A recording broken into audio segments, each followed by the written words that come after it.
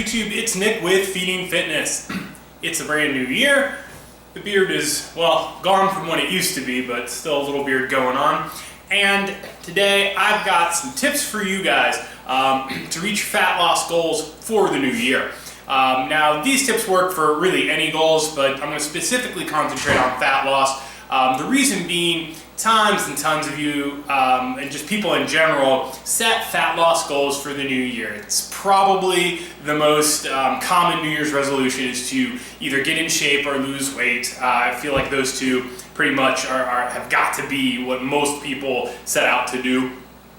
The unfortunates of it are most people fail those goals. And not just specifically people who try and do it for New Year's, but the statistics on actual meaningful weight loss that is maintained for any great period of time, they're very, very, very bad. So here are some tips to make this year really the year you will succeed with your weight loss goals. My first tip is if you have attempted weight loss or getting in shape in the past and failed, do something different.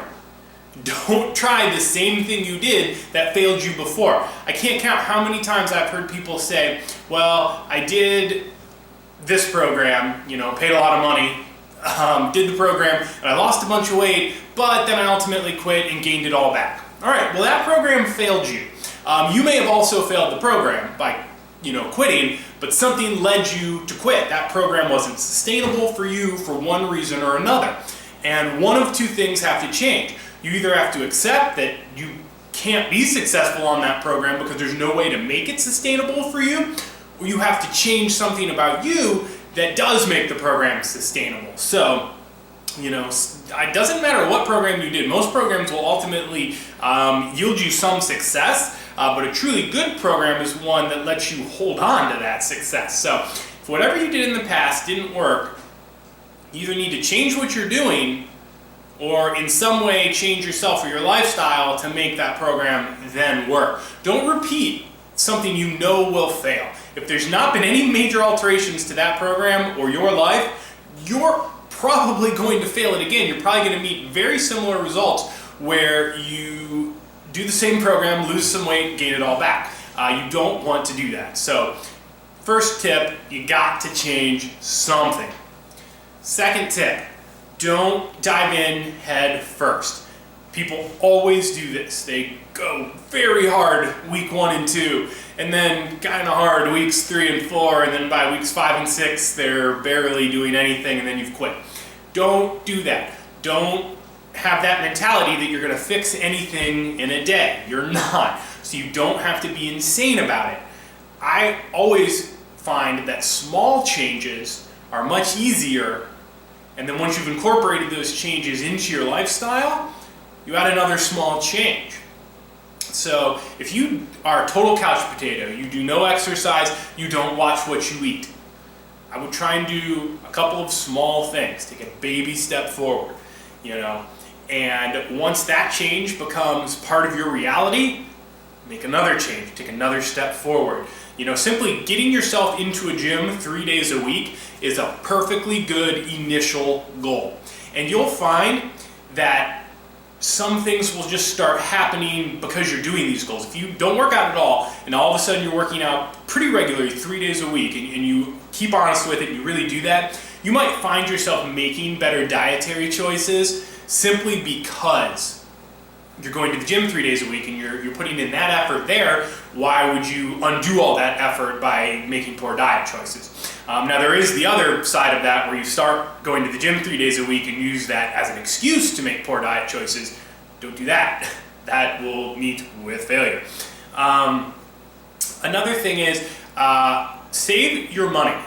Don't spend money to make your change. You don't need to. This is a huge, huge trap.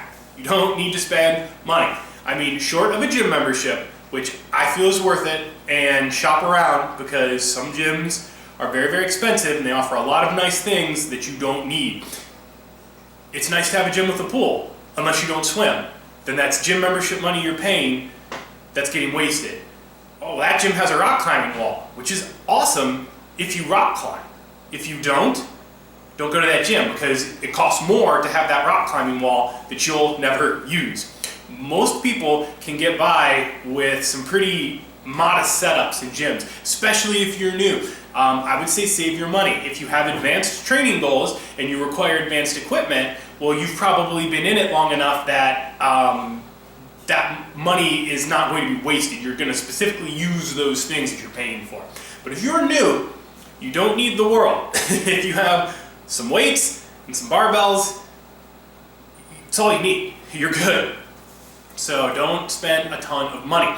Also, with weight loss programs, don't pay for a weight loss program. There's nothing that can't be found, especially between all the resources, the internet with various forums and YouTube pages between mine and everybody else's. Literally everything you need to do to create your own diet, create your own workout program, it's all here and it's all free and it's all proven successful. So I will even link in the description my guide on how to setting up your own fat loss diet. Free, no money. Don't pay for a diet. You don't need it. People who pay for diets or pay for coaching should be advanced. You know, if you need to prep for a bodybuilding show, absolutely, pay for a coach to do that. You shouldn't do that on your own. If you want to lose some weight and get healthy, don't pay for that. That's free. And final tip, you have to, this is maybe the most important thing, you have to have patience. I said it earlier in this video, nothing is going to happen overnight.